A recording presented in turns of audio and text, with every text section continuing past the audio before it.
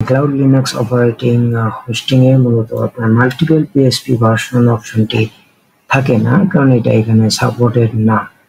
তো সেক্ষেত্রে আপনি কিভাবে আপনার ডোমেনে মাল্টিপল পিএসপি ভার্সনটি ইউজ করবেন, সেক্ষেত্রে একটি নির্দিষ্ট কোড আপনি গুগলে সার্চ করলে অনেক জায়গায় পেয়ে যাবেন। এছাড়া আপনি আপনার হোস্টিং প্রোভাইডার থেকে এই কোডটি চেয়ে নিতে পারেন।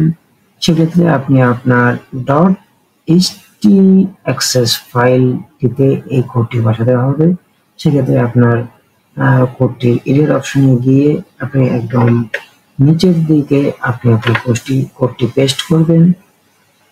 এখানে আপনার 8.1 এর জন্য 8181, 8.2 এর জন্য 8282, 8.3 এর জন্য 8383 এভাবে ইউজ করবেন।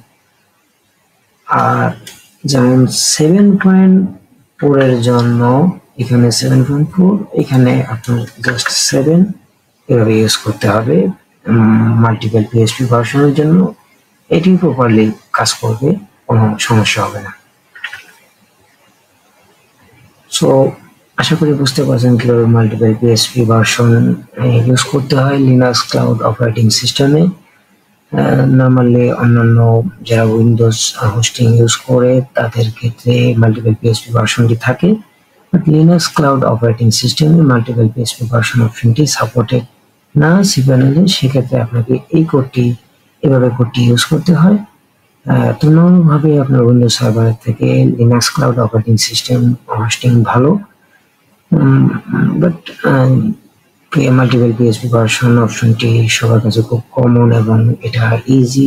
সেক্ষেত্রে অনেকে এটা চায়, বাট আপনার লিনাক্স ক্লাউড অপারেটিং সিস্টেমে এই অপশনটা সাপোর্ট করে না। সেক্ষেত্রে আপনাকে এইভাবে কোড ইউজ করে মাল্টিপল পিএসপি ভার্সন ইউজ করতে হবে এবং এটাই খুব সহজেই কাজ করবে, কোনো সমস্যা হবে না।